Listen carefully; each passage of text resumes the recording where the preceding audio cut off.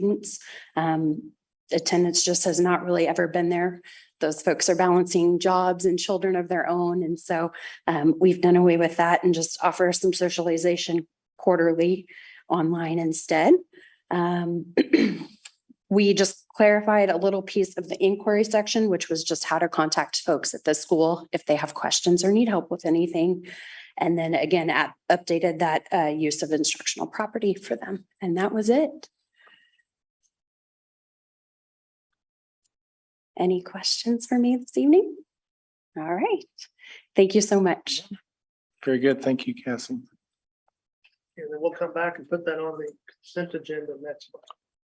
If you refresh your computers at this time, that action item has been moved to action item. I'm sorry, if you refresh your computers, the Spring Hill Sports Live contract has been added as an action item below the discussion. Okay. Okay.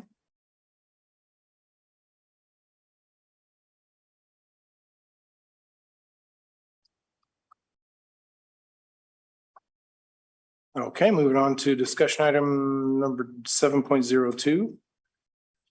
Dr. Luttrell, food service meal options for start of school year. Yes.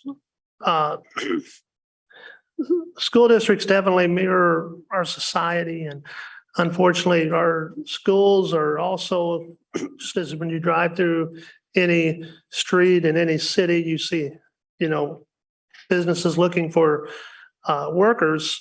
And while overall our staffing is in pretty good shape, we have experienced and continue to experience some challenges in some of our specific areas, such as, paraprofessionals as well as food service. And, when you have close to 10 schools to staff, that's, quite a bit when you figure in the meal prepping, the serving, the cleaning. Just a lot goes into, those workers typically arrive in a cafeteria around 5:30, 6 a.m. at the latest each day to start, prepping and preparing those meals.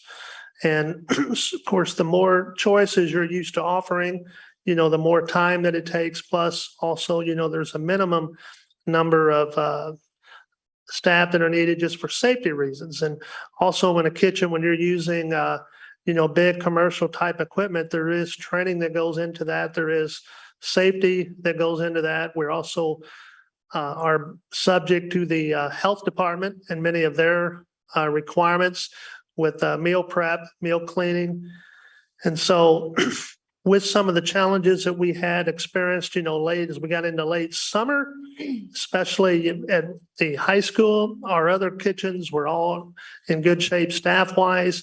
But we were down to one employee, which is far different from the 5 that we usually maintain at the high school cafeteria, again, which serves nearly 1,000 individuals by the time you consider staff, so forth. And this year it could be a little bit higher than that. So at that point in time, Mrs. Dalton, informed me, and I told her, instructed her, I said, we need to keep looking for those, for staff. But, if we're going to make any alternatives in the meantime, to make sure that we have procedures in place to make sure that we can still serve meals that meet federal guidelines, we need to make sure we're proactive and communicate that to our parents so that they can have ample time and adjust accordingly until we can secure enough staff and get them trained. And then we did that, of course, last week, which was after our most recent board meeting 2 weeks ago. And so tonight I have Mrs. Dalton here, and she's going to, again, kind of probably rehash much of what I just said in terms of how we arrived at this. However, since last week, she and Ms. Hackney, our HR director, have worked very hard, almost around the clock, trying to secure ample staffing levels at the high school. And she'll also give us an update where we're at this evening staff wise. So Ms. Dalton, if you want to share some of your insight as to where we ended in May, where we're at now, where we're hoping to get, but in the interim, what are some of the main modifications we're going to see? And then I think she'll also probably spell out, we have had a few inquiries, in her office or at the high school about the new possible procedure, although temporary. And, out of the handful that we've had, once, it's talked to, explained to, most of them, our understanding, asking, hey, how could they get word out to help, maybe us recruit. So JC, why don't you take a moment and kind of tell us where we're at and where you hope to be? Okay, well, I want to start off with something positive. Michelle and I did get 2 new employees hired. Yes, they're going to start next Tuesday, the 16th. It will take us some time to train them, but we will have a high school kitchen manager, which was the biggest area we needed to cover. And then we'll have another employee, and we'll still have 2 open positions, but we do have, that'll give us 3. And then we have a sub, we'll have Monday, Wednesday, Friday for 5 hours, and he's done it before. So he's going to stay with us doing that. So that's going to, once we get them trained, I will start to add a hot option back in there. I just need a little bit of time to get both of them on board so they know what's going on. So in the meantime, what we're going to do, there's a company called ES Foods, and they do pre-bagged meals. So these meals, if a student takes it, it meets the federal guidelines to count as a reimbursable meal, and the student can also get a milk. I will also put out different fresh vegetables every day to meet the vegetable subgroups. And then also another fruit option, which the kids, they can take the meal, they can take the fruit, and they can take the extra vegetable and the milk for the meal. That I'll alternate with sandwiches. It's a company called Tasty Brands. They make sandwiches for schools. Sometimes they do it for convenience stores, the nicer sandwiches they're a little expensive. They are whole grain. They're lower in sodium. They meet the regulations. I've ordered 4 different sandwich. There's a croissant, there's a sub, some different things. And so I will alternate those and then add in some other fruit and vegetable choices. The first week they're going to get a cookie. We'll find a way to because I need another whole grain item. So I needed a 1 grain bread. So I'll have them bake cookies and wrap those. And then the second week they're going to get potato smiles because it's really hard to find a starchy vegetable that is grab and go type stuff. It's mostly potatoes of some sort. So we'll do that the second week. But my goal, I've planned everyone else's menu through the first full week of September. I planned the high school through the second because I hope we're not still doing this. We may have to add it in there off and on and only have 1 or 2 hot choices to start, but we will get back to where we were. We just need some time to get the staff on board. We have great staff there, and it hit us all at once that the people we didn't think 2 of them for sure. We thought they'd be back and they had a lot of experience. And so I wasn't very concerned to have to start the year with 3 people, but that changed. And we're just going to make do. We had to make a decision soon because these items are specially made for schools. And so I had to order 2 to 4 weeks out. We're getting a delivery Wednesday and then 1 Friday. So that's what had to be. We had to make that decision, even thinking we might get people hired. Again, at K-8 is the same as it's always been. I haven't changed the menu a lot because we need to get high school staff set and ready to go. And then I'll start adding some of those new choices in that we talked about last year that the kids were asking for. You guys have any questions or anything? I mean, I know it's frustrating to the kids and there's no a la carte. We are not the only district not doing a la carte. I will tell you, Olathe did not do it last year. They are trying to do a little bit about breakfast this year. They might do an extra entree choice at the secondary level, but it just depends on their staff. I just talked to one kitchen manager, a middle school manager over there today, and she's got 3 employees out of 6.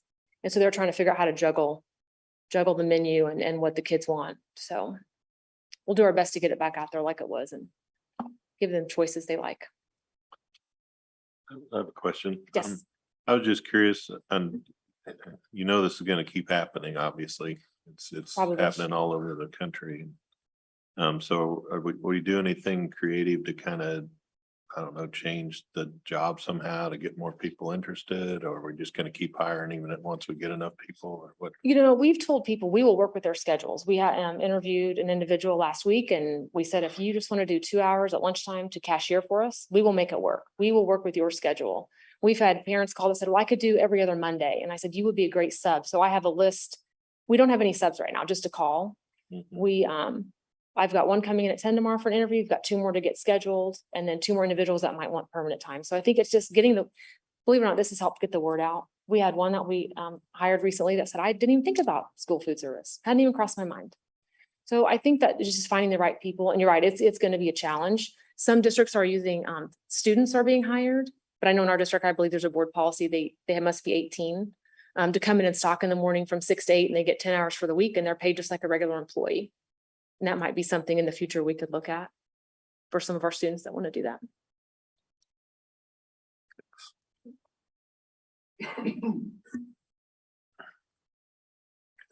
Sounds like things are moving in the right direction. Yes, it does. Having two people, hired two people last week, you were with one and now you're at three. so One who just started there last March. Yeah. Brand new, yeah. They're all hard workers though. So we're gonna- That's good to keep leaning on, see you leaning on it. And it'll happen. Keep working hard at it. It'll happen. It'll be fine. So the plan is for the high school, the plan is just remind me, it's one hot, It's right now, it's not gonna be hot. won't be hot. It'll be, the sandwiches will be cold. Uh-huh. And then the meals are like, the one is Jack Link's chicken bites. You guys may have seen them in the grocery store that comes in that and it's got These are the sunflower pre-packed seed and. meals from. ES These are for Food. the ES Foods, yes. Okay. Yes. And then if I'm able to though, if we get staff that start on the 16th and we're looking good, there's no reason I can't add in another option the next week or the week after. We talked to Minsky's, they said, we're ready. Whenever you are, you tell us. And I think the kids would really like to have Minsky's. Sure. Even if they just get one slice and can't buy extras for a while, I think we could actually do that where we don't have to do the prep. We can get them back in. So there there's a soon. lot of, there's options out there Yes, and It's it's not just- permanent. it's not It's permanent. No, I temporary hope and this is a temporary, we'll I hope we pass get left them. with a lot of these meals that Right. we'll find another way to use them. Okay, That's my plan. very good. Any other questions for Ms. Dawn? But Mrs. Dawn, you also did say that even with some of our external vendors, like the pizza place, Mhm. we're also contingent there upon their own labor There's- force, correct? Yeah, everybody's They're- struggling, as you guys know. Yeah. Okay, thank Okay, you. Thank you very much. Mhm. Appreciate you coming in. Bond construction update. Dr. Luttrell? Yes, we have Mr. Meek here this evening, and he is going to give us an update on the construction of Forest Spring Middle School, which is set to open across the district this time next year in 2023. Also, he's going to take a few moments after he goes through the main highlights of the current construction path. He'll then also throw in some updates on some of the summer projects that both he and Director of Facilities Philadelphia have also been working on. So, Mr. Meek. All right. Good evening. It's been a while since I've updated you guys, so that's okay. Things have changed, but they're not the magnitude of change. We're not throwing up walls all the time. We're doing finishes in the building as far as putting casework in and stuff like that. So when you look at the building, you drive by and you're like, well, that building hasn't changed a lot week to week, and it doesn't change a lot week to week. We're getting concrete work done. We're getting ready for asphalt and stuff like that on the exterior. But when you drive by, we are seeing the changes going on the inside. The sheetrock's getting hung, and we're getting ready for the gym floor here in about 3 weeks or so. We'll go in, and then we'll have bleachers come in after that. And so while things are still progressing on, it's not at the rapid rate as it was. I loved showing the picture that I'll show you one of them. Every month you'd see, okay, there's another section of that building that went up. Well, it's not looking quite like that anymore. So it's okay that I didn't get to give you an update because things aren't progressing. And if there was anything that was major going on that we needed to discuss, because we had a change order or something like that, we would have been in front of you asking for that, but haven't had any of those issues and really don't expect much of that to happen because of the point in the project that we're in. So, all right,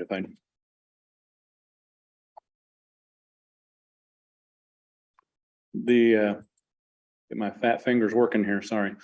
No change to the budget on any of the projects on the bond.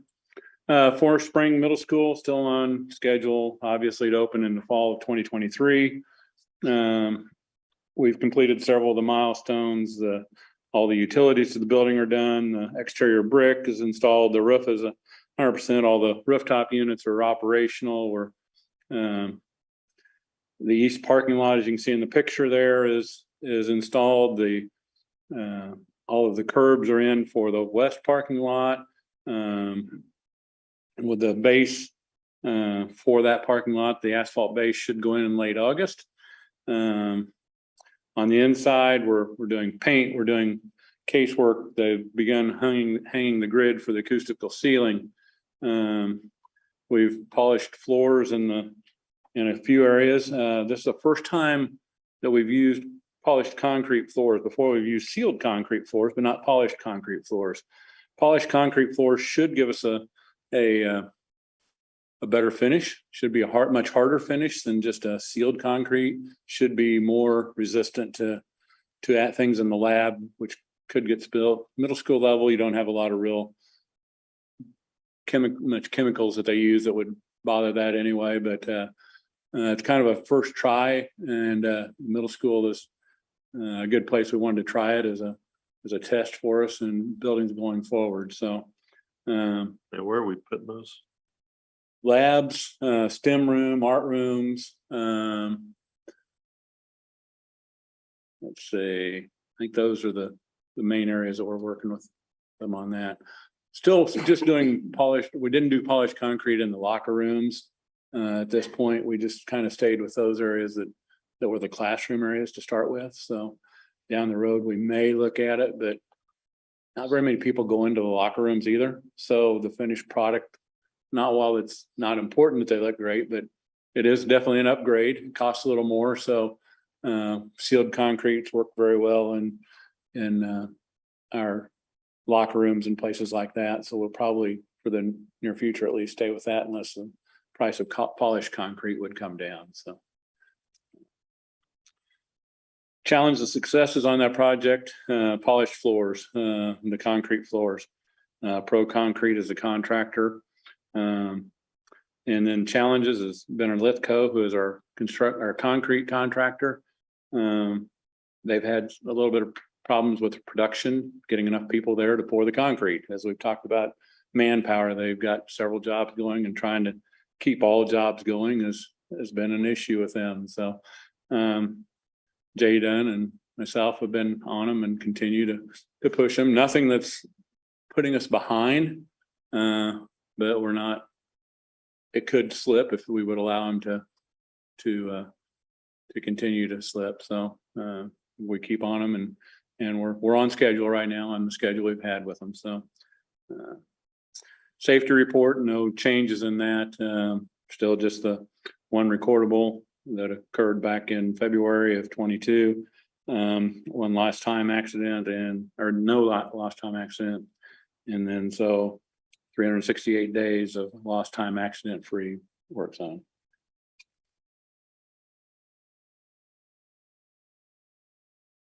Few pictures there. That's again 8/3/21. You can see the bare site. You can see what it looks like today.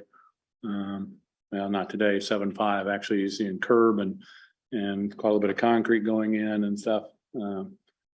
If we had taken a picture today.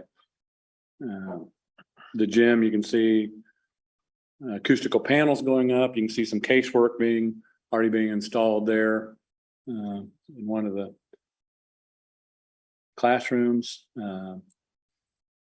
Track has been striped and it's ready for competition. So not quite ready for the competition on it, but it's ready. So you can see there's an example. The middle picture is the polished concrete once it's all done. That's one of our science labs there in the middle. The epoxy flooring has started last week as well. So in the bathrooms, shower areas, kitchen, those areas are epoxy flooring, and we've started that mainly in the bathrooms and in the classroom wing. Any questions about the middle school instruction? So I'm not sure that I've ever realized this. Are there two entrances to the new middle school, both off 100 or Ridgeview? There are, yeah, it's really just like Forest Spring is. Forest Spring has one off 167th, which is the main entrance. And then there's one off of Lindenwood, which is the bus entrance and the faculty entrance. And that's what you're seeing. The east entrance will be the faculty and bus entrance. the buses will come right out of Wolf Creek. If any of them need to pick up, they'll come out there, go right down the 192nd Street and into the bus loop there to pick up. The main entrances will be off 193rd and 191st Street for parent pickup. So, which would be the north entrance to Wolf Creek, and then, I'm sorry, the south entrance to Wolf Creek, and then the north entrance will be off 191st Street. So, yeah. There is a pass through there that if we, it'll be closed, it'll have bollards in it, but if we ever needed to open it up for emergency vehicles and stuff to go through there, there'll be an optional way for us to get emergency vehicles, or if at the end of a school day, something happened on 193rd Street and we can't get people out, we can always go out and remove the bollards and get people out of the, that way too, so. Okay, any other questions? Other construction and maintenance projects that are non-bond related. Solar panel project, saw several of you there at the dedication. Great to be producing power from the solar panels right now. The interconnection was completed on June 17th. We are currently producing power. Right now, the big thing we're waiting on is what's called the dashboard. So we can actually see at a moment's notice anytime what we're producing from there, what our building usage is, and whether we're able to, which we won't probably see much being sold back to the power company on the grid, but occasionally it's going to be neat when we can on a real sunny day in 50-degree weather or something like that. We can see on a Saturday that we're actually selling power back on the grid. So that'll be kind of an exciting thing to be able to look at and see.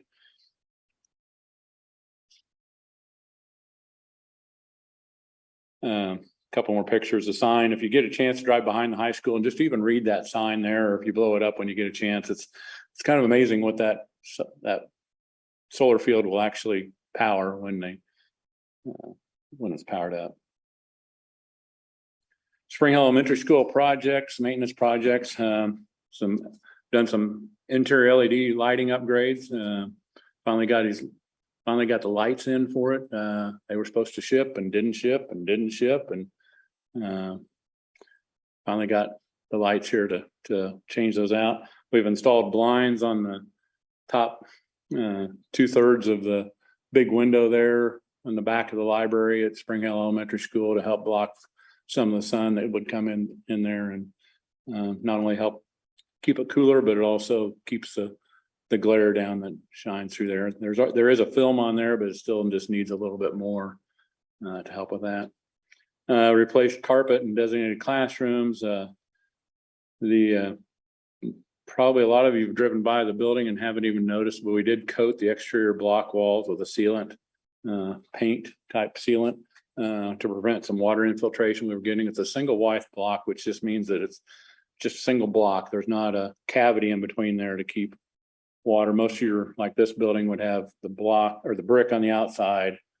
Then there's a water vapor barrier there to stop any water infiltration. And then this was just a single wide block, which was a construction, 25 years ago. It was not an uncommon thing for them to do. So we've sealed it this way, and that will help us keep any water going in. The good thing is a single wide also, though, does breathe pretty well, so it would dry out when it got wet.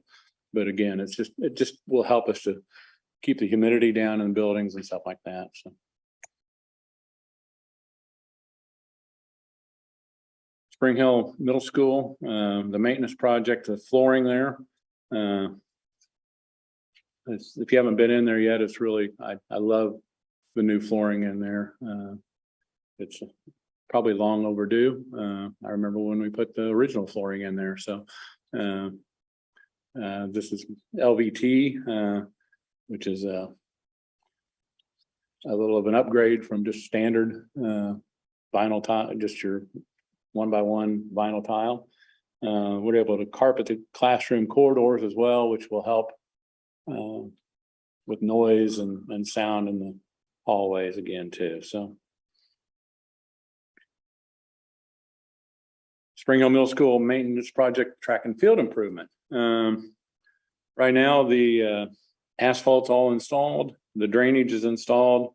We were supposed to get sod laid on about the 10, 12 feet on the inside of the track to the area disturbed where we put new drainage in around there, but it rained at the sod field this morning too early, and so they weren't able to cut sod, so we didn't get it laid today, which I would have loved to had it on a nice day like today versus later on, but tomorrow and the next day, they're supposed to lay it tomorrow, so we still got a couple of good days of weather for that. The athletic scoreboard's been replaced as well. Picture there of that.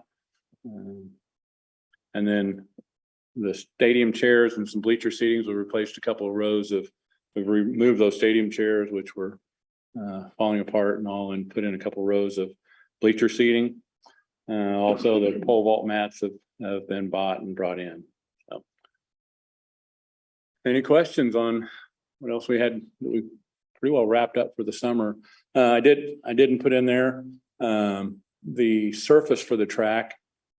They're running a little behind. We originally had wanted it done before football season started. They're not gonna be able to get it done before football season, so we actually have put it off until we're the first track after our football season, which middle school football season isn't very long. It'll be done early October, like the first week of, I think it's like the 9th or 7th of October. So right after that, we're gonna put the surface down, and it's a pretty messy deal, and you don't want people trying to keep people out of it. Let's put it that way when you're putting it down.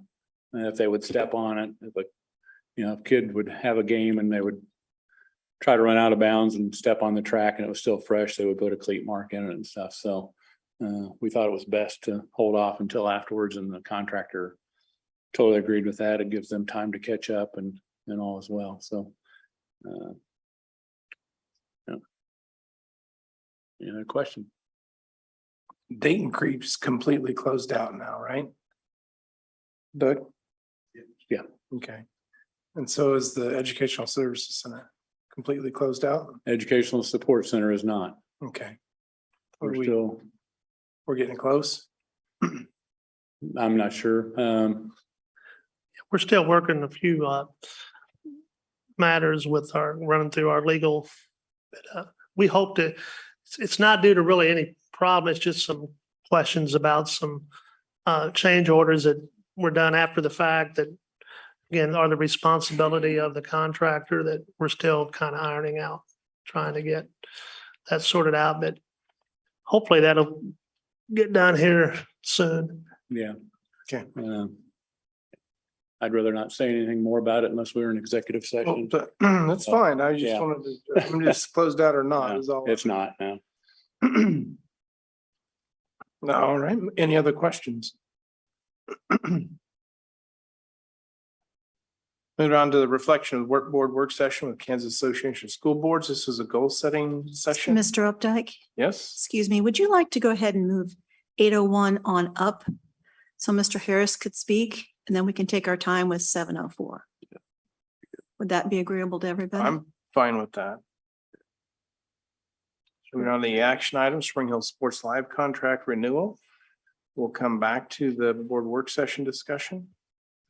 Mr. Harris is here if he wants to, I know that we pulled that earlier, if we had any, couple questions or any questions that we wanted Mr. Harris to address directly. He was able to come, he was not able to attend last session because of another commitment, but if anyone has any questions, he's here to answer. And then if you want to say that. I did prepare a few more things that may answer these questions. Go ahead. Before they come, and if they don't, I'll certainly stand for questions. You're my favorite person yet to move me up in the agenda, but not that I didn't want to hear that work session, and everything else was really good.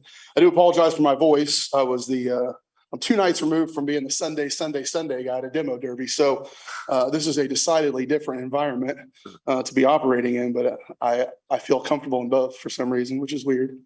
I do appreciate you guys and Spring Hill Sports Live. Just real briefly, there's some new guys and obviously new folks on the board and new people that weren't here when we did this, executed this agreement 3 years ago when we first moved to this community. And so when that came, that contract has been the same ever since. The basis of it is a 40-game broadcast schedule is what we do. What we plan to do throughout the year, obviously playoffs and stuff are extra on top of that typically. And so that is 9 regular season football games, 20 typically regular season basketball games, and then 11 what we call flex, which are volleyball, boys and girls soccer, wrestling, if there's an opportunity to do that, softball, baseball. So that's kind of the base deal. Very fortunate. Spring Hill community has really jumped on board and been big supporters of us. It allowed us in just a moment here that we had done this in Girard. We moved our entire family from our hometown up to Spring Hill, had no clue what we had.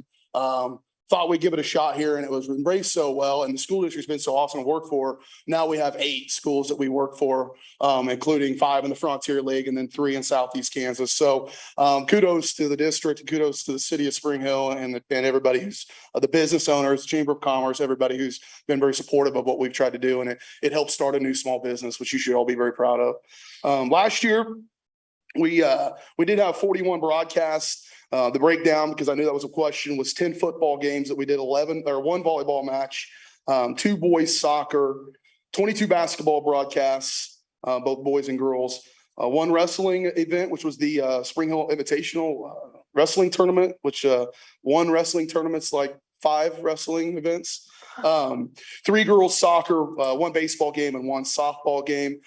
Those baseball, softball, I do expect to go up a little bit due to, we had some internet issues out there, and I've talked to Phil. We've kind of kicked around some ideas and options. It's so crazy that that facility sits between all these buildings, but it's a little bit of a dead spot for what we need to do, be able to broadcast from. So in those 41 broadcasts, 39,000 views. Probably one of the coolest stats that I look up with we're able to get through our YouTube analytics is the time spent watching, the time families spend watching other people in our district do cool stuff. And that's 10,000 hours were spent just last year watching. That's 400 plus days that folks in this district were able to watch their athletes and the kids themselves watch themselves on TV, which is really cool. We grew went up over 329 subscribers. We're up over 1,100 subscribers now, which is the best of those 8 schools I mentioned. So yeah, Spring Hill really loves it. Since we started 3 years ago, over 100,000 views, 30,000 hours spent watching games on Spring Hill Sports Live. And then I mentioned those subscribers. I do want to mention, as part of those other schools, we're very fortunate with the Frontier League and Tonganoxie and Lewisburg and Paola. And we've worked with everybody, as we've talked about it, as an advantage to being kind of in a little bit of a network is your kids get shown on those channels also. And so I was curious, I had not looked this up until today, but Spring Hill Broncos were on 13 more broadcasts that would not have happened and not being a part of that network. And so of those, that includes 2 more softball games that were on our Paola and Baldwin channel that wouldn't have been covered otherwise. A baseball game versus Paola, more boys soccer, more girls soccer. So we're able to get some more of those flex games because we schedule it that way to kind of show some love to our partner schools that are on board with what we're trying to accomplish.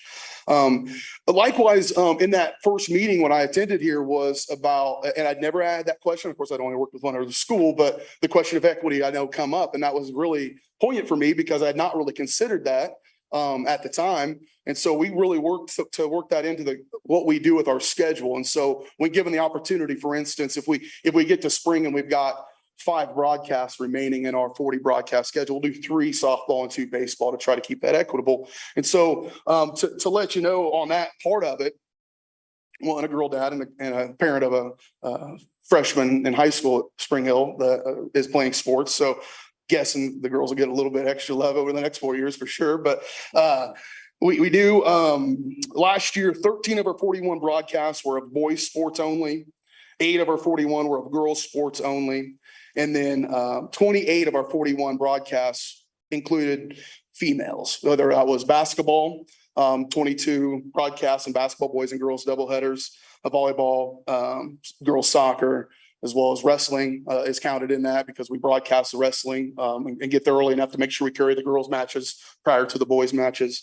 And then softball, that one softball game that was derailed due to internet issues. And so that's kind of the breakdown of what it is. I do want to make sure I mention, and this may have gotten lost at some point, over these 3 years, but we can be a resource. We want to be a resource to you all. So if there's commercials ready to go, or we can work with you to work out a commercial on hiring, on lunch people, if that's what we need to do, then utilize us as an option to get some of that messaging out. If there's a big thing as far as information is concerned, if somebody from the district wants to talk about construction projects at a halftime show, or wants to, Dr. Luttrell wants to come and talk about some of the big initiative, we can certainly be a resource. It's a place where I think the district gathers, the families gather around and watch it, and those views, for what it's worth, that's one monitor. If you want to go drive around on a Friday night, you'll see garage doors open and families sitting around watching Spring Hill Sports Live. And that's a benefit not only to those kids getting to watch it, but it's builds that community. And this channel particularly has changed kind of the way we even approach those other towns, because it reminded me of why I decided to do some of this. And I have a background in radio, and in the 90s, radio left these small towns. They just disappeared. Radio, newspaper just disappeared. And so I've kind of, pie in the sky, see us as an option, at least for the sports part of this. And if there's other opportunities, we broadcast band events, we broadcast graduations. We want to be that within reason to serve these small communities and help build some of that camaraderie around the district. And we've already got it so great here in this district, but it certainly doesn't help to reinforce it and talk to those families. So I'm very thankful for that. Thank you to all you guys. I want to be able to help out however we can. So with that, I will see them with questions. Thank you for Mhm. coming. Yep. You answered a lot of my questions. I have boys, but I'm also a girl mom. And I know there's lots of parents out there that enjoy this. I've actually watched your broadcast from a different country. So Oh, we sweet. appreciate I love that. everything that I do. It's an amazing thing. You have grandparents and aunts and uncles and all sorts of people being able to watch our kids do what they love and do all those extra things. So I appreciate all this information. I love that you try to make sure it's equal. So I do appreciate that. Also, I want to say that if I know that you put out like, hey, watch this here, and it has the link and everything.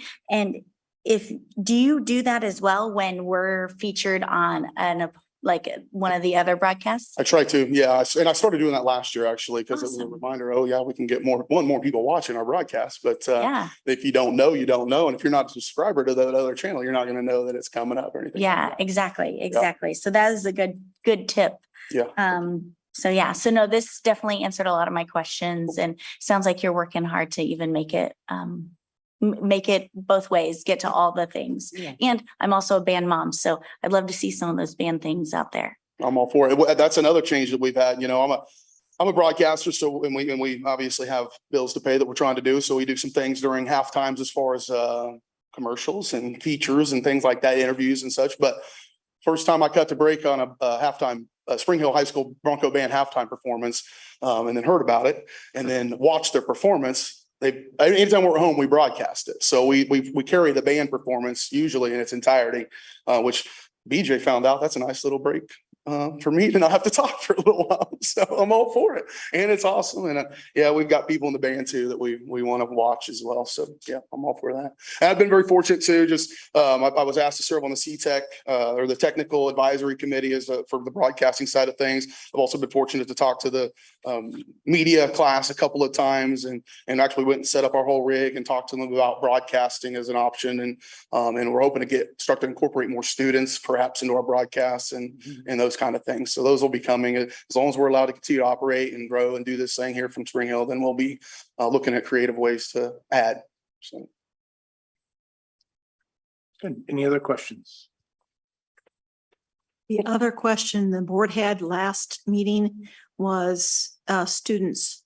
That's what he just involvement. mentioned, Candy. He just talked about integrating more. Yeah, that's why you go speak to the media class, because then they come right up to you. The guys that really want to work, they come up to you. So I got 3 phone numbers of boys wanting to do some broadcasting stuff. So yeah. Excellent. Great synopsis. Appreciate that. Thank you guys very Appreciate much. This is an action item. Mr. President, move we approve the renewed Spring Hill Sports Live contract. This is Ally, second. Let's move to approve the Spring Hill Sports Live contract as presented. Moved and seconded to approve that. Any final questions or comments? Candy, please collect the vote. We'll start the vote with Mrs. Milius, Yes. Mr. Ewing, Yes. Mrs. Sealing, Yes. Mr. Updike. Yes. Mrs. Mitchell, Yes. Mr. Anderson, Yes. approved. Very good. Thank you. Thanks for coming in. guys. I appreciate you. it. Thank you. All right, moving back up to our discussion item on reflection of board work session. I don't think we really intend to rehash the entire thing. I just wanted to do a quick synopsis of what we talked about. I think it's, let me get back up there. It's spelled out in the public content. I think we had about really the two, as we look through this and we put a priority on it, number one was the communications and how the board, how the superintendent communicates with the board and the board communicates with the superintendent, kind of a means and methods. And then the second action item that we'll add as an agenda to our work session is on the process of creating the agenda. So tonight, I think Dr. Luttrell has a plan for communication, and then we'll move on with the agenda process at our work session at the end of this.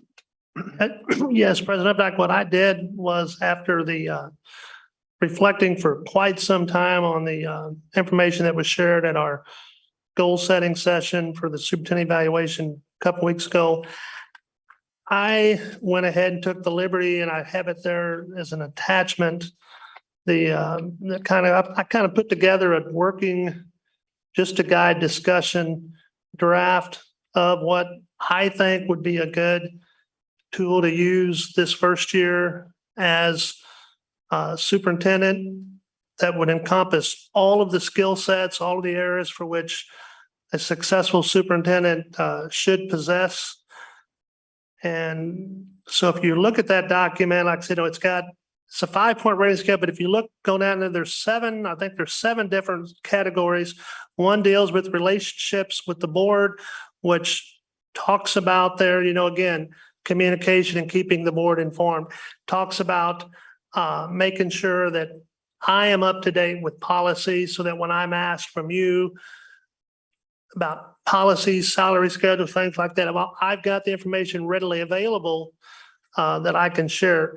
It also talks about communicating, takes so many forms, just striving to maintain professional, harmonious working relationships with each of you. We all know that, working together in a group to be productive, takes a teamwork, and everyone has different ways that they're better whenever it comes to sharing information or having a conversation. And then also communication in terms of trying to make sure, again, that I think that if you have the faith in me as superintendent, and again, I do think that, this is not, a new position in terms of I have quite a few years close to 30 years in administration, 20 years in the superintendency arena. And I'd rather not get pigeonholed into coming up with a bunch of specifics as to, well, in this instance, contact us, in this instance, don't. Just leave it up to me, to my best judgment based upon what I feel each of you individually like to know, as well as collectively. And I think that is best served. And then after this first year, if we need to tidy that up or tighten it up, we can. But I put kind of that 7 categories that go into relationships, because relationships, good ones, do revolve around communication. The second category, I put community relationships, much of the same thing. I am going to, starting probably later this week, send the first communication out to parents and stakeholders, telling them about their school year, getting them excited, telling them about some things with the Listen and Learn tour. And then I go again, I got to maintain staff and personal relationships, staff and personnel relationships, with administrators, staff, classified. administrators and evaluate and delegate to make sure everything gets done with people's competence, all part of a job. And then just educational leadership on a day-to-day basis, making sure that we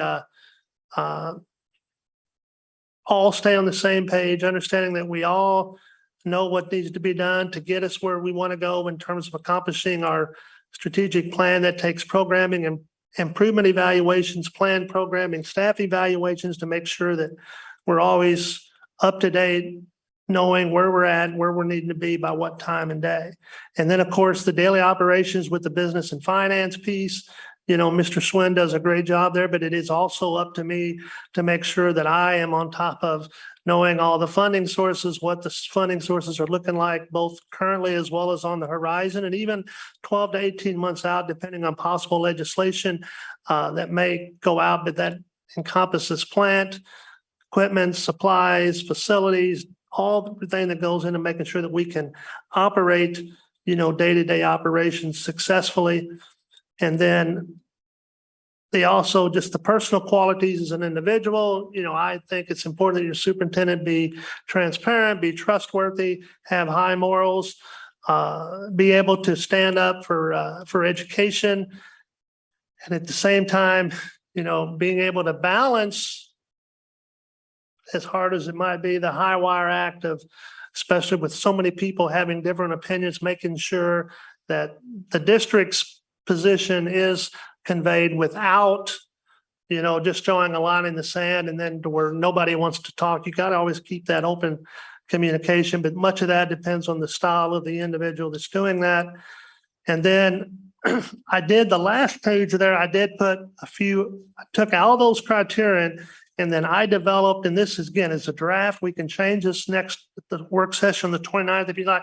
But I developed in addition out of all those, I put together what I would consider 4 main goals or performance areas that I've established is that I think were evident at the meeting on the 2 weeks ago on the 25th of July through now, knowing the needs of what the district needs with growth, communication. I put 4 separate goals. One deals with communication with the board as a whole, which I talked about.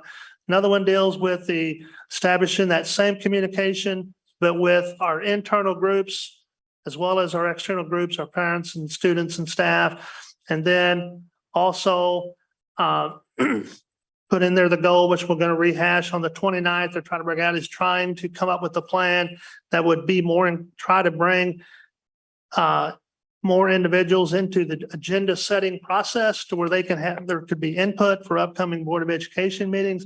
And I even got like on that one that I'd like to have that procedure protocol, try to have that in place no later than October. And then, as I said, also another one with the finance of Big 4, goal 4 is all about managing our growth. And that is communicate on an ongoing basis with all stakeholders, most notably the board, but others as well, the pertinent data that impacts our district enrollment, which changes all the time, staffing needs, budgetary needs, everything that goes into the managing the growth in terms of our space, student programming, academics, and of course, the bottom line being able to manage our mill levies successfully. And so those are the 4 main goals that I set forth based on all the other things that I'm going to be evaluated on that I have to do and will do. But I thought those 4 areas were definitely kind of magnified that I know is usually front and center with most boards of education, especially here at Spring Hill due to the growth and managing bond issues with the amount of financings that we have to have obligations to each year. But again, this is a draft. This can be, like I said, modified. So feel free to look it over. I know I just uploaded this today. You did not have it because I've been working on it. And but if you want to, like I said, it's not a problem at all, taking some time. And if we come back in a couple of weeks, especially perhaps on the 29th for our work session, that could be a time we could maybe dive into this deeper. Or if you've got some thoughts you want to share in the meantime, feel free to give me a call or an email, President Updike. What I have. Okay. Thank you. Yeah, we can look at it. see what kind of comments and discussion comes out of it. As far as just a final follow-up on the work session that we had 2 weeks ago, were there any thoughts that came up to board members' minds as after the meeting or after the conversation? Things that would have been significant that would have changed potentially the outcome of the identified action items?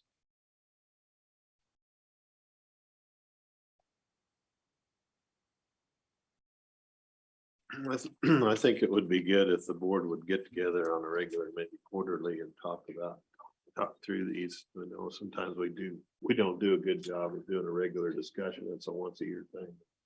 Yeah, I get it yeah. on an executive session once a quarter or something. And one of the things I was thinking along the lines of, we had a conversation about an after action review or debrief after things happened, and that would be certainly a part of that. I think that's a good idea, having that conversation. What went good? What went bad? Yeah. What do we want to do more of to be more successful? What do we want to do less of to create fewer challenges for folks?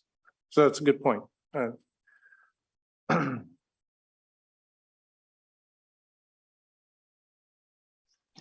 I guess I'd just like to say that I appreciate Dr. Luttrell, the work you put into just the information you presented to us. I think we're all confident. I don't want to speak for everybody, but I know I'm very confident in your ability to do this job and do it well. And so I appreciate you taking the lead on some of these things. And then it'll be a starting place for us to have a really good, lively discussion on the 29th for sure. So thank you for that. Thank you. Good. Any other comments or discussion?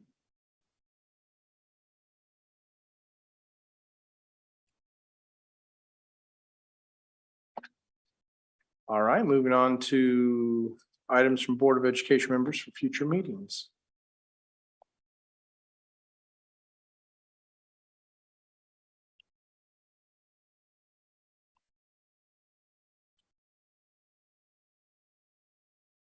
All right, hearing nothing new. Board work calendar, Dr. Luttrell. The board work calendar there, like I said, it has not changed because that is a PDF document and only Candy gets to change that. But it's again, we're really kind of those July, August, somewhat September are kind of, if there's ever any lull times, it's kind of those areas. So we'll be fixing sometime in, August, starting the next half of August, we've got the budget hearing, which that's in my superintendent's report, is coming up the next meeting. And then we'll be getting ready then to, as well to do, as we said, the work session at the end of the month with some looking at the superintendent evaluation. I think we also kind of want to look at, again, try to maybe have another self analysis of, boardmanship, and how the board goes about conducting interactions with one another as well as business, especially now, hopefully that we're coming out, hopefully on the other side of the pandemic, where it was very, very understandable that a lot of very other important issues, did take the forefront, and hopefully somewhat in the near future, which I think hopefully we're starting to see that we can start a return kind of back to the pre-pandemic days. But again, everybody have a much more normal view of the way that school boards of education conduct their professional business, and as well as still making sure that we're inclusive of all the stakeholders and, being able to appropriately channel our matters that get passed along to an individual board member or to an individual administrator, to an individual principal, that we all follow the chain, the appropriate procedures. And I'd hope also that by the end of October, if not sooner, we will also, in some discussions, and I know from our session we had with KSBA 2 weeks ago, was also just, making sure that we communicate out to our stakeholders that they know if they have a matter that is maybe causing some consternation, or they're just unsure about who to go to, that we have some illustrations on our website and various platforms that a parent can go to and say, okay, here's my problem with this. Okay, this is where I start in order for me to probably start this process and get the best information in the shortest amount of time. And if that doesn't work, then what the next step? And been working with Dr. Villarreal, just learned how to pronounce his name correctly. And he is he's working with me on a document that we can hopefully bring. Again, we might have a draft ready to bring to the work session on the 29th for everybody to look at there as well. And then after that, we get into September. We'll start looking at some of our crisis plans, just routine business. And but again, it will the big one's going to be coming soon and later this month with the budget hearing. But we are in good shape with our business. Okay, very good. Thank you. Superintendent report, Dr. Luttrell. Okay, you all are starting to figure out that I do like to talk. So, a couple things, real kind of in rapid robin here. Opening ceremonies on Tuesday, August the 16th at the Spring Hill High School Auditorium. The breakfast will be available starting at 7:30, and then we're going to have the actual ceremony with all of our staff commence around 8:15.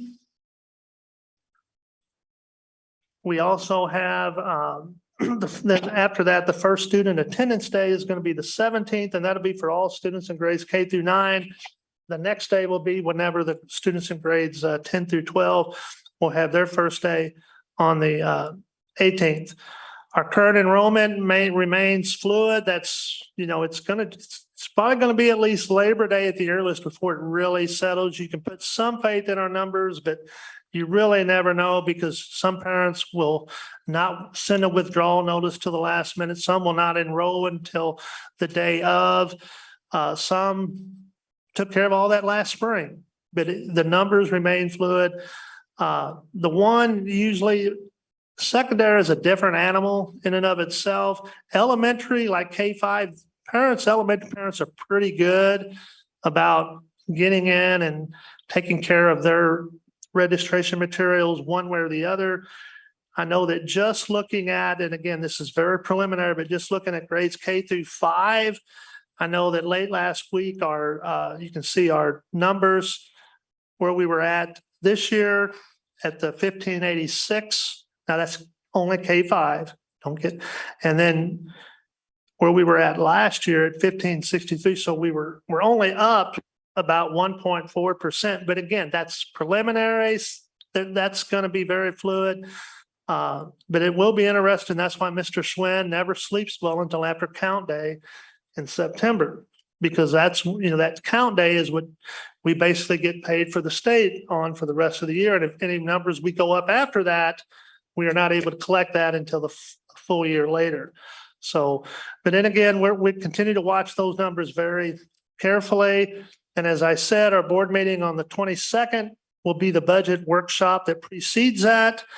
And Mr. Schwinn will soon, so watch your email box, your boxes. He'll soon be providing to board docs and that quite a bit of data for you to look at. I know he's very good at spreadsheets. He sends me spreadsheets every day, and they make me swim some.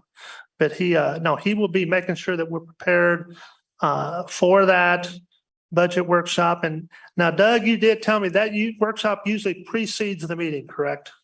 Yeah, so it's usually like a 6:30 start. And then if, depending on time, we'll start the regular meeting still at 7. But that'll be on the 22nd. And then, as I said earlier, the 29th being the 5 Monday month, we have a work session, which we talked earlier. That'll be a lot of the goal setting, board reflections. And then thought I'd give you an update. I thought it went appropriate with what Ms. Dalton talked earlier about with our challenges that we see hiring, which is not unique to USD 230. But I do want to give, again, while all of our principals have done a great job trying to make sure we've got ample staff, I would be remiss if I did not give a shout out to our HR director. I think she's in the back. If she's probably already offering somebody a job now, Michelle Hackney back there, who has, again, just been a big trooper all spring and summer, working diligently night and deep late into the wee hours of the morning, even, sorting through applications, getting job offers out, contacting candidates. But I thought I'd give you an idea. And so far, just this year, we have filled approximately 73 positions in some shape or fashion, whether that was a new position, whether it was a result of a retirement, or whether it was a result of somebody that resigned to either leave education, go somewhere else. And that's just certificated. And that was up from last year total. We only had 59. So again, that's up considerably. Extra duty sponsors, for the coaching positions, thus far, we've had 48 extra duty sponsors and coaches positions that have been had to be, posted and filled.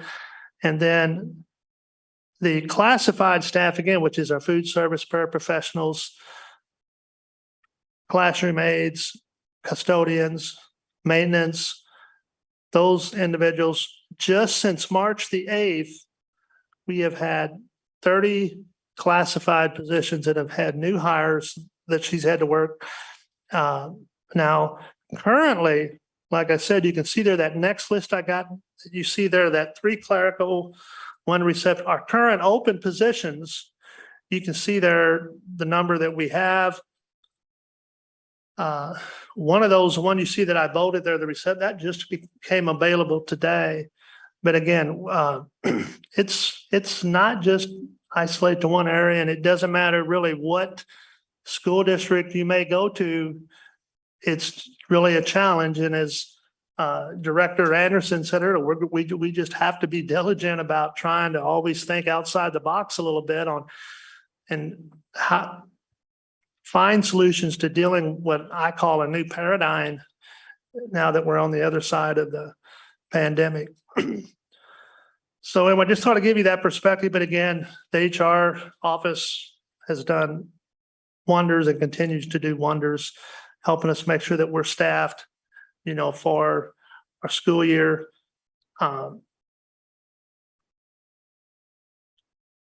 You've heard that the Kansas State High School Activities Association, is going, they came up with a multiplier formula to kind of classify schools and private and public. That's been going on for some time. I just want to give you a reminder that sometime later, I think it's Wednesday or Thursday this week, the Kansas Activities Association, the State Board of Education will be meeting, and they will be taking that item up and doing a formal vote. I know they've got individuals on both the pro and against side that are lined up to speak, but we should hopefully be an answer to that soon. I am not certain. Again, I can get back to you, but I am not certain if that does pass, if it goes into effect this school year, if it's another school. I would imagine it's a year from now, but I am not 100% certain of that. But the vote for whether they implement a multiplier or not for the private schools is to be undertaken later this week.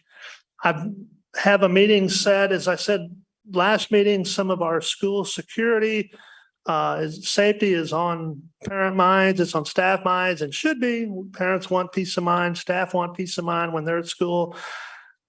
Pleasant Hill was fortunate to have, 2 school resource officers that do an outstanding job. We also have protocols and procedures, but we can always be on the lookout for additional ways to enhance what we have.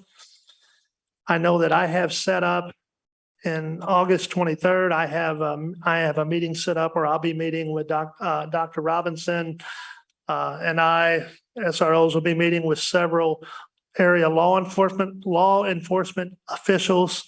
Again, just to get their thoughts, make sure that we're all on the same page when it comes to making sure that we're doing all we can to make sure our students and staff are safe and there is good peace of mind. Some of you may have seen the news story last week about what some of the neighboring districts, have undertaken in terms of enhancing their safety. We are looking into some of that. In fact, Mr. Elliott is working to set up a demonstration and sometime in the next month where we'll have a vendor that comes out and shows and displays to us some of the latest cutting edge technology that you can take your peace of mind to even a much higher level and put it in the hands of all staff with the ability to call a lockdown or an emergency. And so we'll keep you updated with that as well. My Listen and Learn tour continues. I've completed about at least 25 separate sessions. They've been very beneficial. I've got a lot more scheduled, especially as the school year starts with staff, students, and then I'm going to have at least one Listen and Learn stop at each school site from August into September. Hope people will come out, but we'll again be communicating those out in force through our various platforms very soon. One other item is, we also, when nothing needs to be done tonight, but we have a clerk of the board and we also have a deputy clerk of the board. Both are very valuable positions. Clerk of the board, as you know, recently stepped down to take another position. Our deputy clerk, Candy, who used to be the clerk for many years, has taken on that responsibility as clerk. However, that term or whatever for what as deputy comes to an expiration at the end of the month. And so just plant the seed. We're probably going to come back and I suggest we keep twisting Candace's arm to make sure she'll come back for the rest of this school year as clerk. And we may have to look at having that as an action item at one of the future agendas. In the meantime, we're still trying to search for and find some strategies, avenues of maybe ways we can also get a deputy clerk person that could come in behind the scenes and start learning that role, because again, the position is something that, again, it does take a lot of time and it needs someone that is committed to the fine details to make sure things run smooth. And then, as I said earlier, I did, Mr. Delphia, as well as Mr. Meek, have done a great job this summer.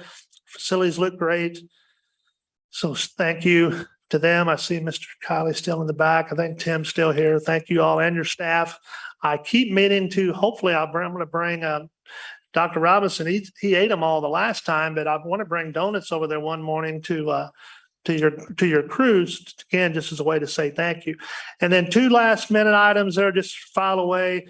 The Kansas School Board Convention might seem a long ways away. It's November 13th and 15th in Wichita. If any of you do plan to go, please let us know if you haven't registered already so we can get you registered. And then the National School Board Conference, I'm sure President Updike will want to talk about that at some point, but that date, just if you want to get it on your horizon, is April 1st through the 3rd. And this year it's in that dreaded cold place, Orlando, Florida. So that's my superintendent's report. Thank you very much, Dr. Luttrell. We appreciate that. Any final questions for Dr. Luttrell? Okay, we're adjourned.